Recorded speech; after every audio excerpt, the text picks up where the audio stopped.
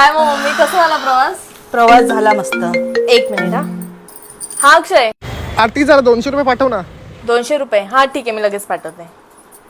म्हणजे हे काय, अजून तो तुझ्याकडेच पैसे मागतो? त्याला कामाला जाता येत नाही म्हणजे अजून नोकरी करत नाही तो? तेव्हा बरं बोलला होतं मी लगेच लग्न आल्यावर नोकरी करेन. पप्पानी चांगलं स्थळ आणलेलं ते नाकारलंस तू. राणीसारखी राहिली असतीस, या घर बसा नवरा करून बसली. आता तरी तू विचार कर, मुलबाळ नाही तो त्याला सोडून दे, नाही तर तुला आयुष्यभर त्याला पोसावं लागेल. तू मरमर मरशील आणि तो आयता बसून खाणार तुझ्या जीवावरती. मम्मी बस बस झालं, खूप ऐकून घेतलं. आणि सांग ना, तुला काय माहितीये त्याच्याबद्दल? काय माहितीये? तो फक्त पैसे कमवताय म्हणून तू जज करतेस त्याला? असं कुठे लिहिलंय की फक्त नवऱ्यानेच पैसे कमवायचे? बायको पण पैसे कमवू शकते ना. आणि मला एवढं चांगलं माहितीये, बाकीच्या नवऱ्यांपेक्षा 100 पटीने बरा आहे नवरा माझा. आणि बाकीच्या नवऱ्यांसारखा माझा नवरा दारू पिऊन मला मारझोड तर नाही ना करत. तो घरातली सगळी कामं करतो, भांडी घासतो, झाडू मारतो, जेवण पण करतो.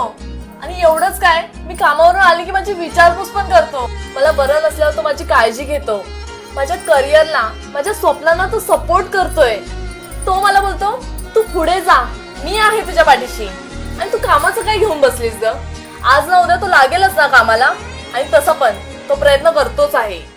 आई, हे घ्या चहा. तुम्ही दोघं गप्पा मारा, मी खाली अक्षय बस ना, एवढ्या दिवसांनी मी आले, गप्पा नाही मारणार माझ्या बरोबर?